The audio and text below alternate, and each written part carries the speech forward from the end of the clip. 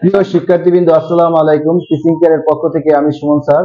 আজকে আমরা অ্যাকাউন্টিং এবং ফিনান্সের ধারাবাহিক ক্লাসে পার্ট 4 নিয়ে উপস্থিত হয়েছি। গত ক্লাসে আমরা পার্ট 3 তে বুঝিয়েছিলাম অ্যাকাউন্টিং এর হিসাবগুলো এবং হিসাবের সংজ্ঞাগুলো। আজকে আমরা হিসাবগুলোর সংজ্ঞার বিস্তারিত যা থাকছে, যে সমস্ত হিসাব কি কি হয়, সে সমস্ত হিসাব যদি আমরা না জানতে পারি তাহলে অ্যাকাউন্টিং আমরা কোনো প্রকারেই একটা সেন্টেন্স থেকে অ্যাকাউন্টিং এর অঙ্ক তুলতে পারবো না বা জাবেদা লিপিবদ্ধ করতে পারবো না। সে সমস্ত হিসাব অবশ্যই আমাদের জানতে হবে বা দেখতে হবে। আমাদের অ্যাকাউন্টিং এর মূলত সম্পদগুলো কি কি হয় সেই বিস্তারিত জানতে হবে। যেমন আমরা প্রাইমারিতে যখন পড়াশোনা করি তখন অবশ্যই আমাদের ক খ এবিসিডি এই সমস্ত বিষয়গুলো আমরা শিখে থাকি, যা না শিখলে আমরা বাংলা বা ইংলিশ পড়তে বা লিখতে পারি না।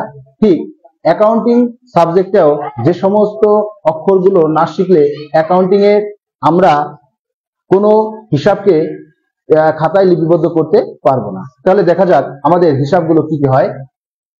এখানে সম্পদ হিসাবের মধ্যে আছে হাতে নগদ, ব্যাংক জমা, আসবাবপত্র, দালান কোঠা, অফিস সরঞ্জাম, যন্ত্রপাতি, দেনাদার, প্রাপ্য হিসাব, সুনাম, বিনিয়োগের আয়ের বকেয়া, ব্যয়ের অগ্রিম, সমাপনী মজুত পণ্য, অব্যবহৃত মণিহারি ইত্যাদি আরো অসংখ্য সম্পদ থাকতে পারে। তবে এখানে দুটো বিষয় হচ্ছে, আয়ের বকেয়া বলতে কি বোঝায় আর ব্যয়ের অগ্রিম বলতে কি বোঝায়। আয়ের বকেয়া, আমরা আমাদের প্রতিষ্ঠান আয় করেছে কিন্তু সেই আয়টার ফল বা সেই আয়টার যে টাকা এখনো পাওয়া যায়নি সেটা বকেয়া হিসেবে রয়ে গেছে, এটাকে আয়ের বকেয়া বলে। এই আয়ের বকেয়াটা আমাদের একটা সম্পদ। এবং ব্যয়ের অগ্রিম, মূলত দেখা যাচ্ছে আমরা একটা বিল্ডিং ভাড়া নিয়ে ব্যবসাটা শুরু করতে পারি। বিল্ডিংটা ভাড়া নিতে গেলে অবশ্যই আমাদের আগে অগ্রিম টাকা দিতে হয়। অগ্রিম টাকা দিয়ে আমাদের বিল্ডিংটা ভাড়া নিতে হয়। দেখা যাচ্ছে এই অগ্রিম যে টাকাটা আমরা দিয়ে থাকি, এই ভাড়াটা হচ্ছে ব্যয়, তবে ব্যয়ের অগ্রিম দিয়ে থাকতেছি, তাহলে এটা আমার সম্পদ। এবার আমরা আসি দায় সমূহ। দায়গুলো হচ্ছে পাওনাদার, ব্যাংক ঋণ, বন্ধক ঋণ, আয়ের অগ্রিম, প্রদেয় বিল, খরচের বকেয়া, প্রদেয় বন্ডের সুদ, ব্যাংক জমা অতিরিক্ত সুদ ইত্যাদি। এইগুলো ব্যাংক জমা অতিরিক্ত, এইগুলো হচ্ছে আমাদের দায় বলে। আয়গুলো কি কি হিসাব? বিক্রয় হিসাব, শিক্ষানবিশ তেলানি, বিনিয়োগের সুদ, ব্যাংক জমার সুদ, উপভাড়া, ভাড়া প্রাপ্তি, প্রাপ্ত বার্তা, প্রাপ্ত কমিশন, বন্ডের সুদ, সম্পত্তি বিক্রয় হতে লাভ ইত্যাদি। এইগুলো হচ্ছে আমাদের আয় হিসাব। এরপর আমরা দেখবো ব্যয় কি কি গুলো হয়।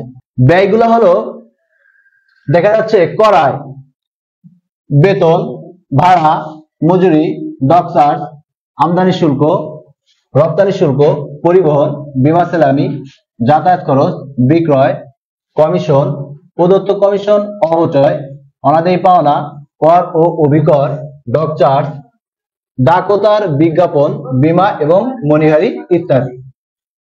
এরপর যেটা আছে মালিকানা সত্ত্ব। মালিকানা সত্ত্বটা হচ্ছে মূলধন, অতিরিক্ত মূলধন ইত্যাদি। এছাড়াও কারবারে মালিকের 1 তারিখে যে সকল সম্পত্তি বা সুবিধা দেয় সে সকল সম্পত্তিগুলোকে কারবারের মূলধন হিসেবে গণ্য হয়, যা মালিকানা সত্ত্ব হিসাব দেখানো হয়। দুতরফা দাখিলা পদ্ধতিতে আমরা যে সূত্রটি লক্ষ্য করলেই নয়, যার মাত্রায় বা যার মাধ্যমে আমরা অঙ্কটা খাতায় লিপিবদ্ধ করে থাকি, সেই সূত্রটা আমাদের অবশ্যই খেয়াল করতে হবে। হিসাবগুলো চিহ্নিত করে ওই সূত্রের মাধ্যমে খাতায় জাবেদা লিপিবদ্ধ করা হয়। আমরা দেখব দুতরফা দাখিলার সূত্রটি গুলো কি কি। 1 নম্বর আছে সম্পত্তি বৃদ্ধি পেলে ডেবিট, 2 নম্বরে আছে সম্পত্তি হ্রাস পেলে ক্রেডিট, ব্যয় বৃদ্ধি পেলে ডেবিট, ব্যয় হ্রাস পেলে ক্রেডিট, দায় হ্রাস পেলে ডেবিট, দায় বৃদ্ধি পেলে ক্রেডিট, আয় হ্রাস পেলে ডেবিট, আয় বৃদ্ধি পেলে ক্রেডিট, মালিকানা সত্ত্ব হ্রাস পেলে ডেবিট, মালিকানা সত্ত্ব বৃদ্ধি পেলে ক্রেডিট।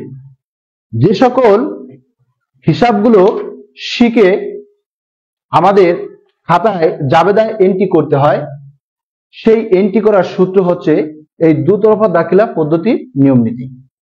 আমরা দুতরফা দাখিলার নিয়ম নীতির মাধ্যমেই খাতায় জাবেদা লিপিবদ্ধ করে থাকি। তা বন্ধুরা, আমরা এই ক্লাসটা যদি লক্ষ্য না করি তাহলে পরবর্তী ক্লাসে হিসাব বিজ্ঞানের জাবেদায় খাতাগুলো কিভাবে লিপিবদ্ধ করতে হয় সেটা আমরা পারবো না। অবশ্যই আমাদের এই ক্লাসটা যারা বেসিক্যালি খুবই দুর্বল, যাদের অ্যাকাউন্টিং এবং ফিনান্সের বেসিক খুবই দুর্বল, অ্যাকাউন্টিং এর এই ক্লাসটা তাদের জন্য খুবই জরুরি। যারা এই ক্লাসটা দেখবে বা লক্ষ্য করবে তারা অবশ্যই জাবেদা খাতায় এন্ট্রিভুক্ত করতে পারবে।